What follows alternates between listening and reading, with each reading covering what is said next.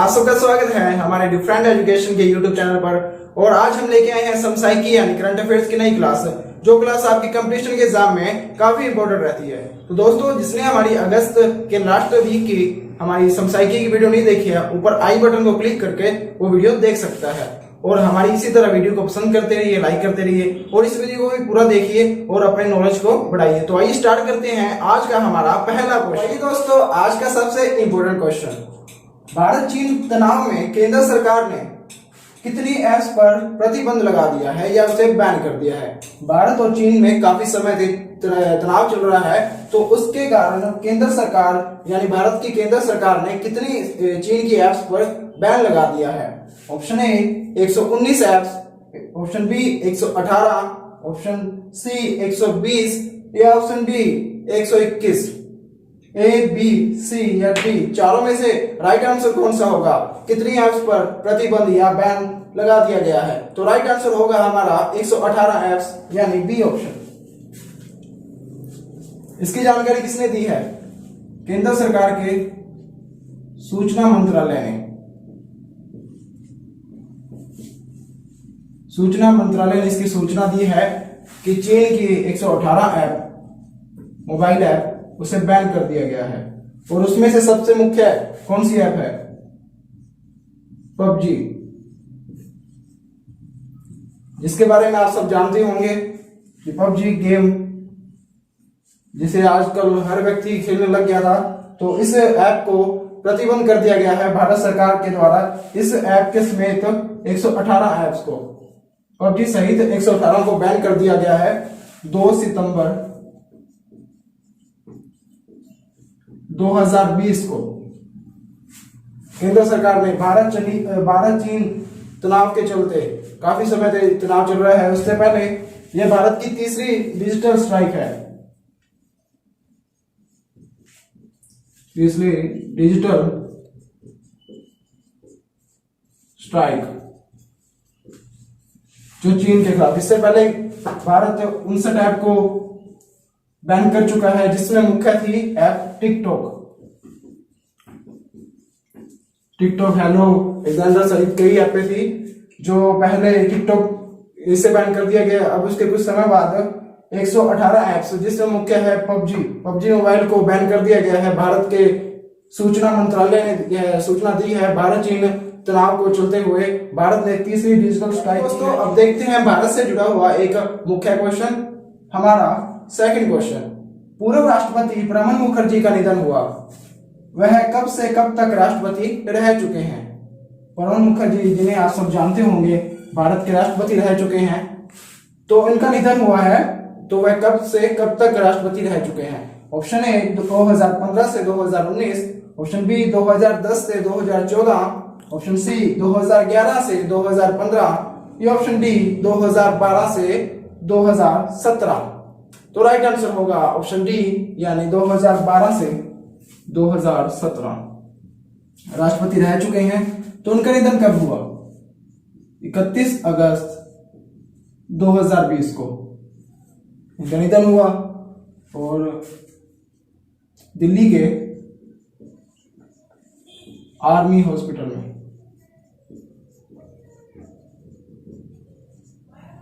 दिल्ली के army hospital में इनका निधन हुआ 31 अगस्त 2020 को।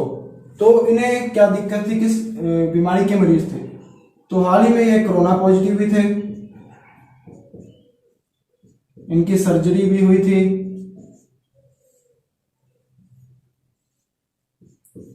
और अन्य काफी बीमारियां थी इन्हें। यानी हम यह नहीं कह सकते कि इस बीमारी से इनकी मृत्यु हुई या इनका निधन हुआ। इन्हें काफी बीमारी, कोरोना पॉजिटिव भी थे, सर्जरी भी हुई थी और अन्य भी बीमारियां थी।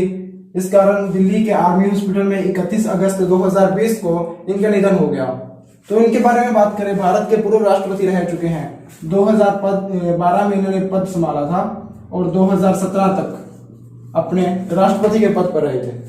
इनकी उम्र थी 84 ईयर्स की, 84 साल। और इन्हें 2019 में भारत का सबसे बड़ा पुरस्कार, आप सबको पता होगा भारत का सबसे बड़ा पुरस्कार कौन सा है? तो भारत रत्न से नवाजा गया था।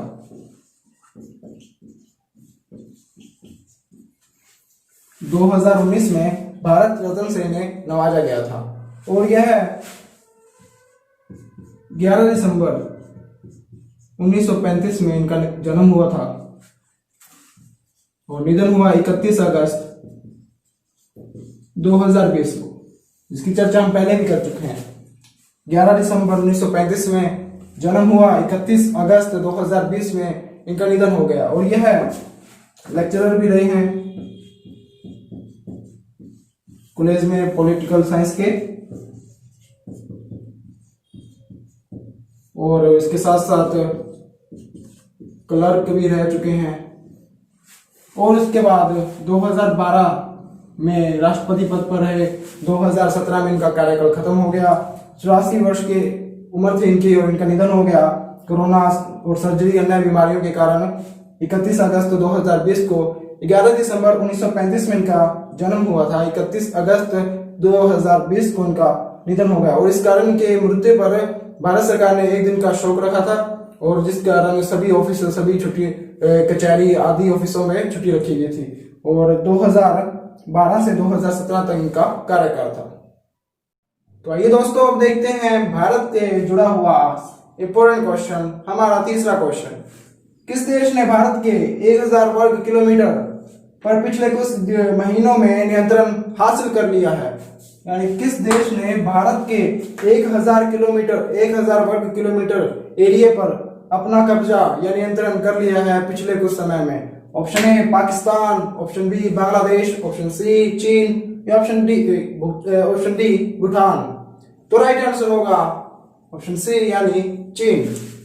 तो चीन ने पिछले कुछ समय में भारत के 1000 वर्ग किलोमीटर पर नियंत्रण हासिल यानी कब्जा कर लिया है। और ये न्यूज किसके द्वारा प्रकाशित हुई है? दी हिंदू, भारत का जाना माना न्यूज़पेपर है। इसके अनुसार चीन ने 1000 वर्ग किलोमीटर एरिया पर अपना कब्जा कर लिया है और इसकी रिपोर्ट भारत के विदेश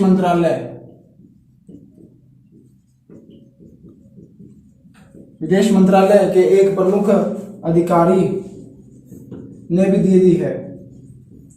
यानी उनके अनुसार भारत के 1000 वर्ग किलोमीटर एरिया पर चीन ने अपना कब्जा कर लिया है। और यह किस कारण हुआ और इसके पीछे क्या बात है? तो पिछले कुछ महीनों में LAC यानी लाइन ऑफ एक्चुअल कंट्रोल, ये लाइन जो लद्दाख में है, भारत चीन के बीच जो बांटती है, भारत और चीन को दोनों को अलग अलग करती है जो लाइन, तो इस लाइन और इस एरिया में भारत और चीन में काफी तनाव चल रहा है। यानी काफी गोलीबारी भी हो चुकी है। बीच में भारत के जवान भी शहीद हुए थे पिछले कुछ महीनों में। तो इस तनाव में चलते हुए चीन की फौज ने भारत के 1000 वर्ग किलोमीटर पर अपना कब्जा कर लिया है और उसके जवाब में भारत ने उसके ब्लैक टॉप एक जगह है, वहां घुसकर भारत ने उसके कोई काफी कैमरे भी तोड़ दिए हैं चीन के, जिससे चीन से मार सकता था। तो भारत ने भी अपनी जवाबी कार्रवाई की है और उस कार्रवाई में तीसरी डिजिटल स्ट्राइक, जिसकी चर्चा हम आज के हमारे पहले क्वेश्चन में भी कर चुके हैं कि भारत ने तीसरी डिजिटल स्ट्राइक की है चीन के खिलाफ।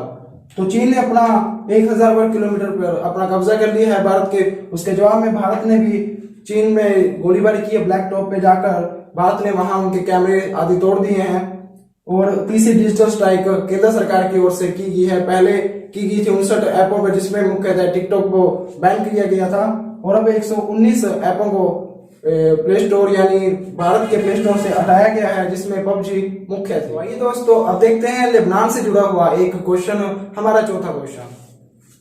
लेबनान के नए प्रधानमंत्री के रूप में किसे नामित किया गया है? नया प्रधानमंत्री बनाया गया है, तो हाँ, उस प्रधानमंत्री का क्या नाम है? Option A Mustafa Adib, option B Mohammed bin Zayed, option C Muhammad bin Qasim या option D Saeed Hussain.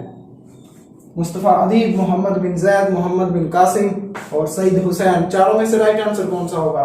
Lebanon का प्रधानमंत्री इन चारों में से कौन है? राइट आंसर कौन सा होगा? तो ऑप्शन ए मुस्तफ़ा अदीब हमारा राइट आंसर होगा।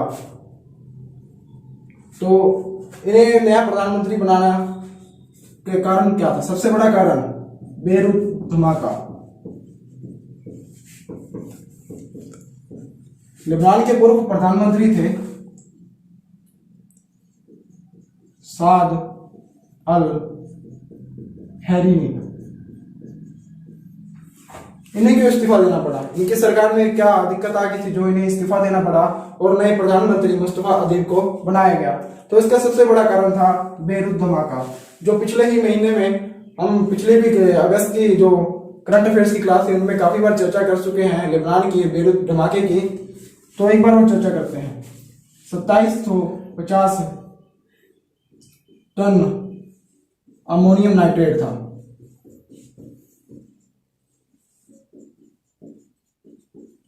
सत्ताईस सौ पचास यानी 2750 टन अमोनियम नाइट्रेट बेरूत यानी लेबनान की राजधानी के एक वेयर हाउस में था और वहां एक धमाका हुआ जिस कारण 150 लोग मारे जा चुके हैं और हजारों की संख्या में लोग बेघर हो गए। यानी इस धमाके के में बेरूत में जो धमाका हुआ था उसमें 150 लोग मारे जा चुके हैं, हजारों लोग बेघर हो गए अपने घरों से। तो इसका सबसे बड़ा जो इल्जाम लगाया गया वो साद अल हरीनी पर लगाया गया, उनके प्रधानमंत्री पर, क्योंकि वहां की जनता ने प्रदर्शन भी किया और उनका सबसे बड़ा यह कहना था कि साद अल हरीनी को इस धमाके इस अमोनियम नाइट्रेट के बारे में पूरी तरह जानकारी थी कि इतना अमोनियम नाइट्रेट एक जगह पर पड़ा है, वो कभी भी हादसा वहां हो सकता है। फिर भी उन्होंने कोई फैसला नहीं लिया और एक दिन धमाका हो गया जिसमें 150 लोग मारे गए, हजारों लोग बेघर हो गए। बहुत बड़ी एक त्रासदी हुई थी जो लेबनान के बेरूत शहर में हुई, यानी वहां की राजधानी में। तो इस कारण वहां की सरकार को इस्तीफा देना पड़ा, साद अल हरीनी की सरकार को इस्तीफा देना पड़ा और वहां नए प्रधानमंत्री के रूप में नामित किया गया मुस्तफा। तो देखते हैं हॉलीवुड से जुड़ा हुआ हमारा 5वां क्वेश्चन और इम्पोर्टेंट क्वेश्चन। हॉलीवुड की सुपरहिट फिल्म ब्लैक पैंथर के अभिनेता चैडविक बोसमैन का निधन 29 अगस्त को हुआ। किस बीमारी के कारण हुआ उनका निधन? 29 अगस्त को चैडविक बोसमैन जो सुपरहिट फिल्म के हीरो रह चुके हैं, वहां ये अमेरिका के अभिनेता हैं, तो इनका निधन किस कारण हुआ? ऑप्शन ए कोविड-19 यानी कोरोना के कारण, option B colon cancer, option C TB या ऑप्शन डी ब्लड कैंसर। चारों में से कौन सी बीमारी के कारण उनका निधन हुआ? तो ऑप्शन बी यानी कोलोन कैंसर के कारण, कोलोन कैंसर के कारण उनका निधन हुआ 29 अगस्त 2020 को। तो ये कोलोन कैंसर कब से था और क्या होता है ये? तो पिछले 4 सालों से इन्हें यह बीमारी थी और यह कैंसर कोलोन कैंसर इंसान के आंतों में होता है, यानी कहें हिंदी में तो आंतों का कैंसर भी बोल सकते हैं, जो जिससे पिछले 4 सालों से यह जूझ रहे थे। और बात करें इनकी फिल्म ब्लैक पैंथर, तो ब्लैक पैंथर हॉलीवुड की सबसे ज्यादा कमाई करने वाली फिल्म रह चुकी है।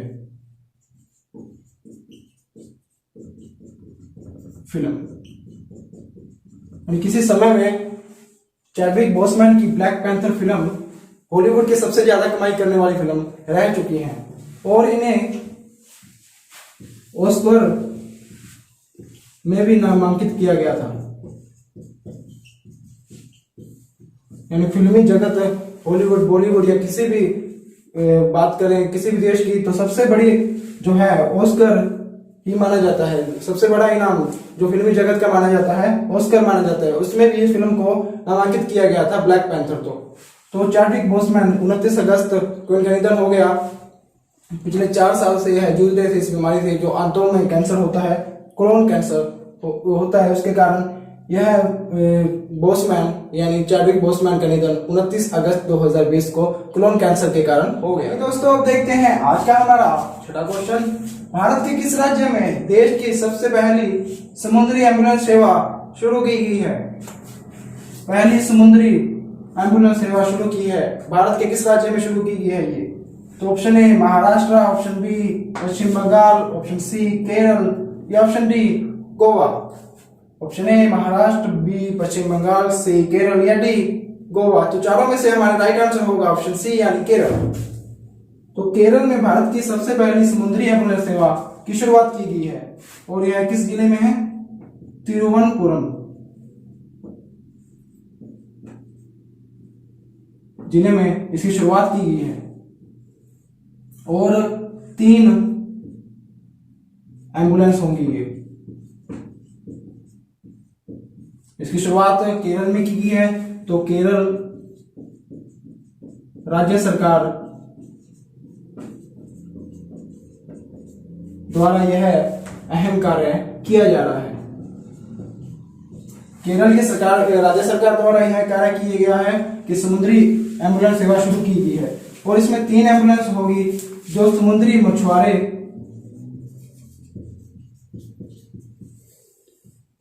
को बचाने का कार्य करेगी।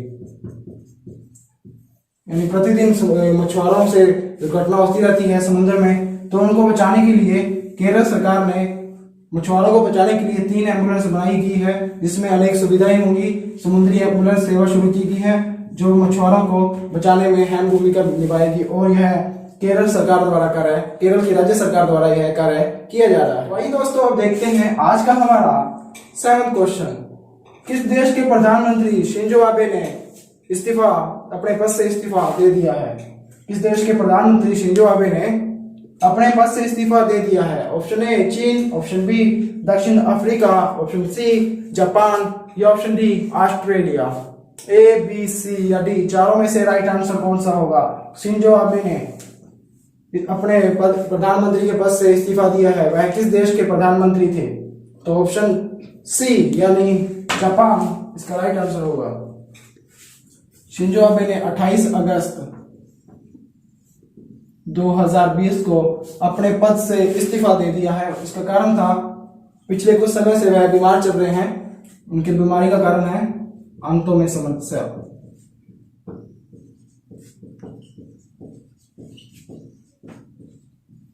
इसके कारण ये काफी बार हॉस्पिटल जा चुके हैं और अभी फिलहाल वह हॉस्पिटल में अपना इलाज करवा रहे हैं।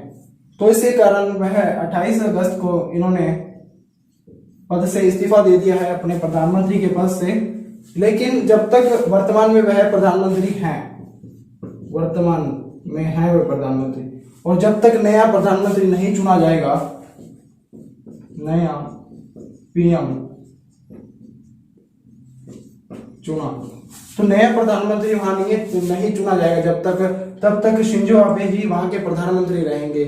और वह उनकी बात करें तो शिंजो आबे द्वितीय विश्व युद्ध के बाद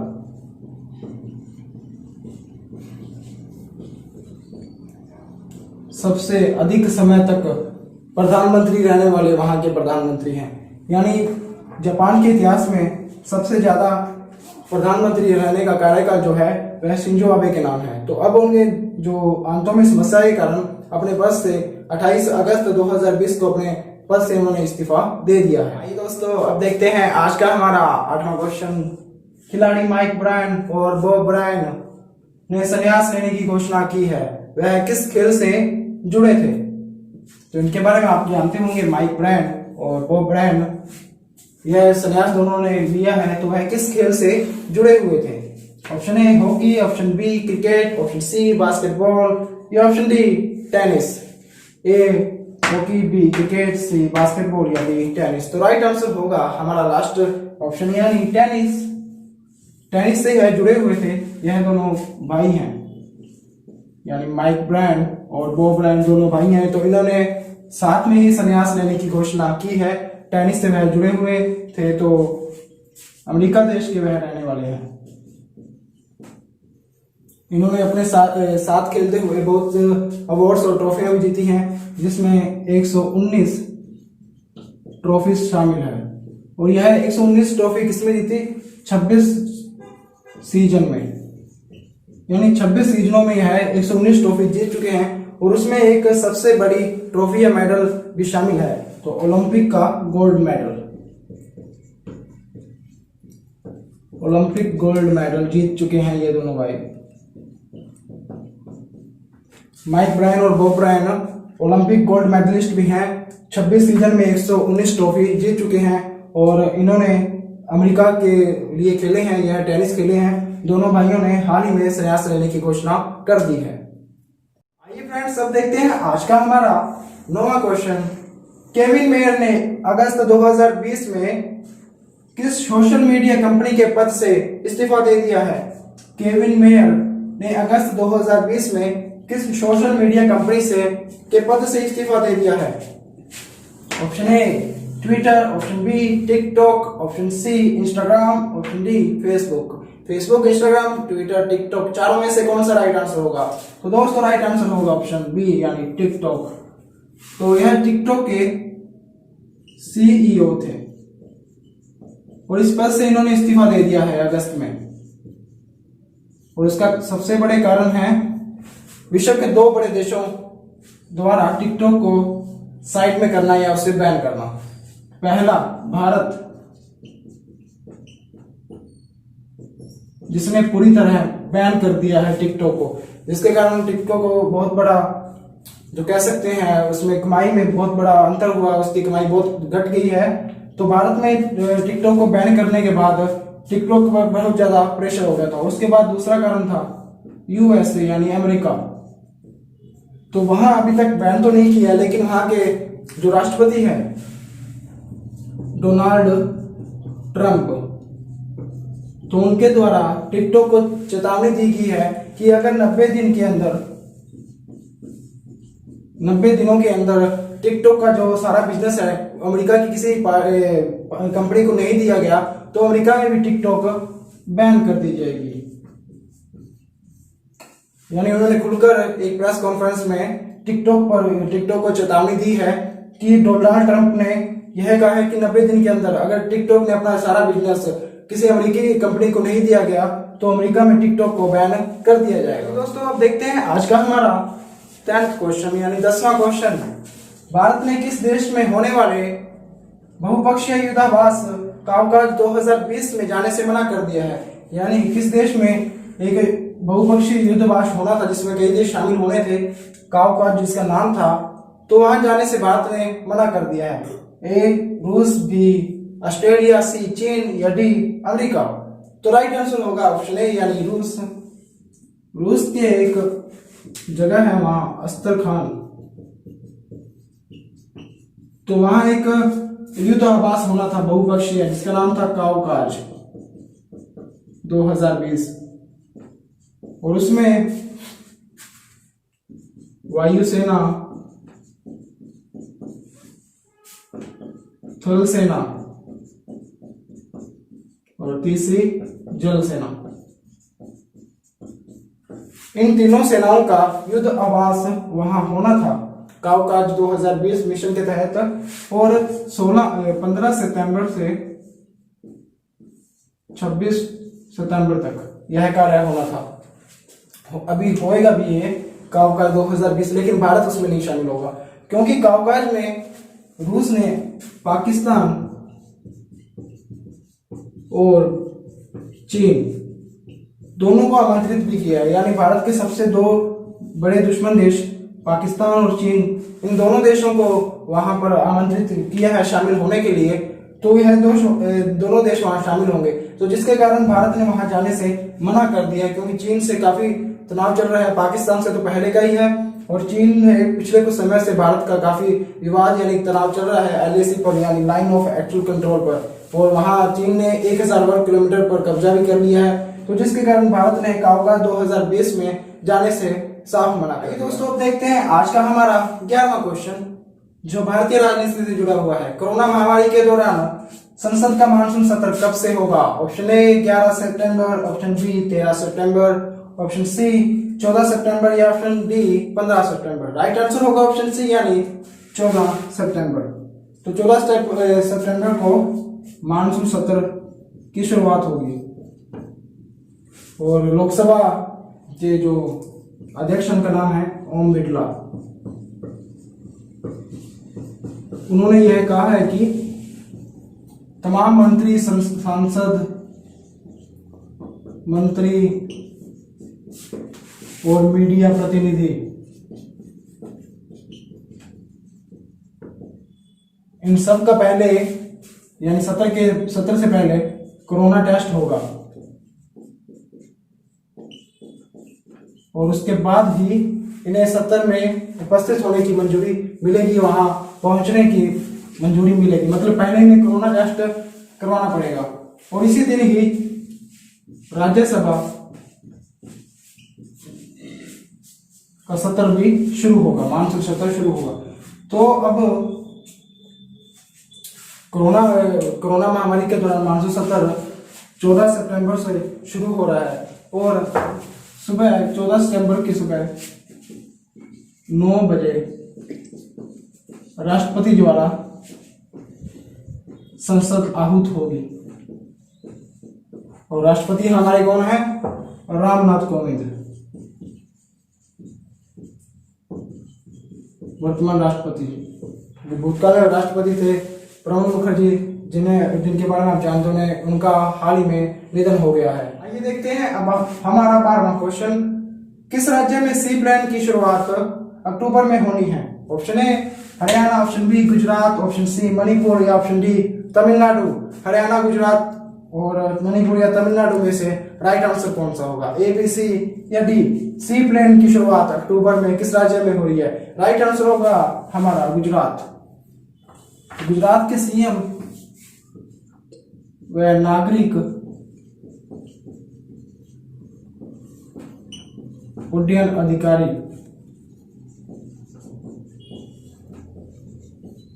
में एक समझौते के तहत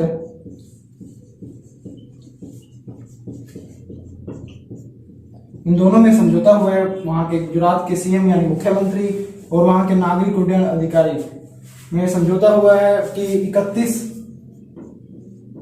अक्टूबर 2020 यानी एकता दिवस। एक और क्वेश्चन है हमारा, एकता दिवस कब मनाया जाता है? तो 31 अक्टूबर 2020। 31 अक्टूबर को एक और खास चीज है, सरदार वल्लभ भाई पटेल की जयंती।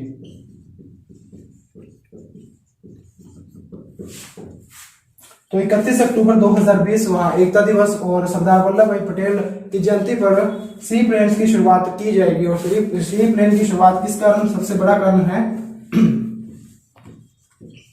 पर्यटन को बढ़ाने के लिए, यानी गुजरात के बड़े जो पर्यटन स्थल हैं वहां पर्यटन बढ़ाने के लिए सी प्लेन की शुरुआत की जाएगी। और 31 अक्टूबर 2020 वल्लभ भाई पटेल की जयंती और एकता दिवस पर इसकी शुरुआत की जाएगी। सब देखते हैं आज का हमारा 13वां क्वेश्चन। लघु उद्योग दिवस कब मनाया जाता है? ऑप्शन ए 31 अगस्त, ऑप्शन बी 30 अगस्त, ऑप्शन सी 29 अगस्त या ऑप्शन डी 27 अगस्त। राइट आंसर होगा हमारा 30 अगस्त, जो ऑप्शन है हमारा बी। तो 30 अगस्त को हर वर्ष प्रतिवर्ष यह लघु उद्योग दिवस मनाया जाता है। तो लघु उद्योग दिवस क्या होता है? छोटे उद्योग।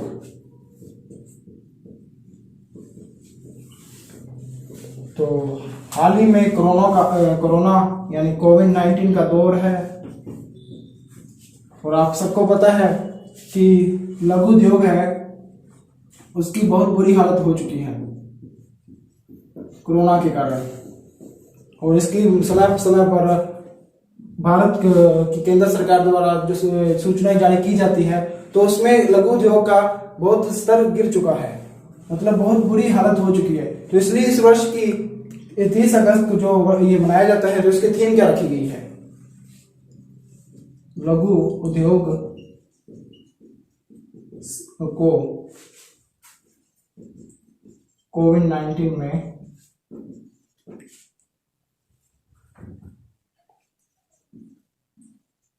उभारना।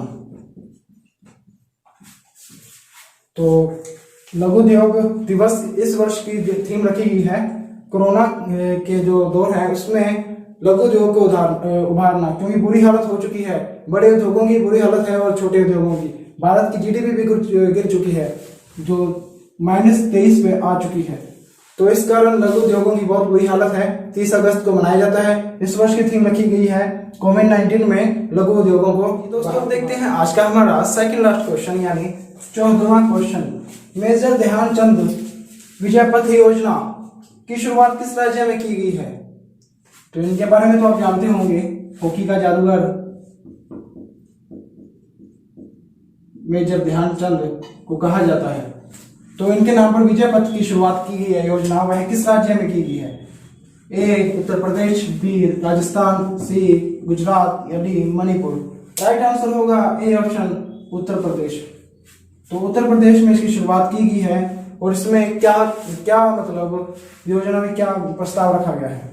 तो राष्ट्रीय तथा अंतरराष्ट्रीय खिलाड़ियों के घर तक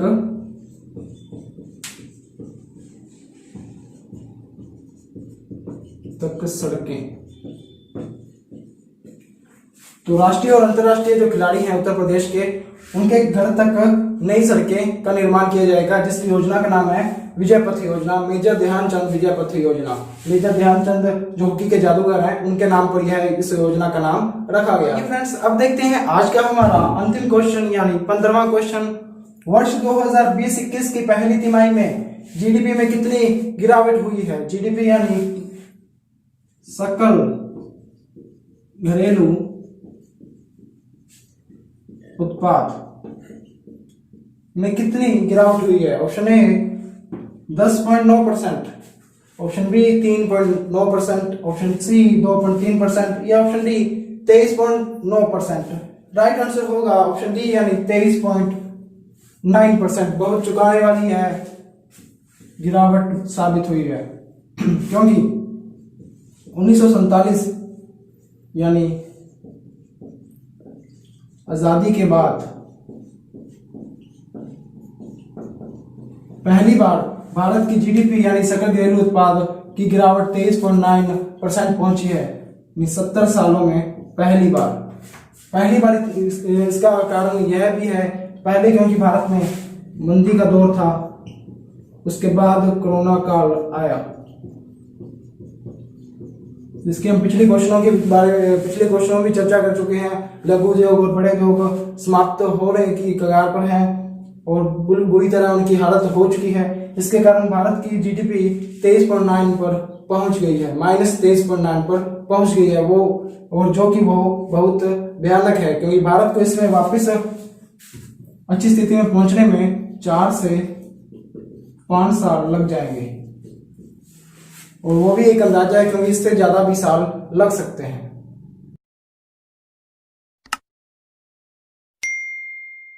दोस्तों आप सबका शुक्रिया हमारी वीडियो को पूरा अंत तक देखने के लिए। इसी तरह हमारी वीडियो को पूरा देखते रहिए, अंत तक लाइक करते रहिए, शेयर करते रहिए, अपने विचार कमेंट बॉक्स पे दे दीजिए। और हमारे जिसने अभी तक हमारे डिफरेंट एजुकेशन के यूट्यूब चैनल को सब्सक्राइब नहीं किया है, वो नीचे लाल बटन को प्रेस कर दे और उसके साथ वाले बेल आइकन को भी प्रेस कर दे, जिससे हमारी नई वीडियो आप तक पहुंचे सबसे पहले। तो मिलते हैं दोस्तों सितंबर की अगली करंट अफेयर्स यानी समसामयिकी की वीडियो में। तब तक के लिए बाय बाय।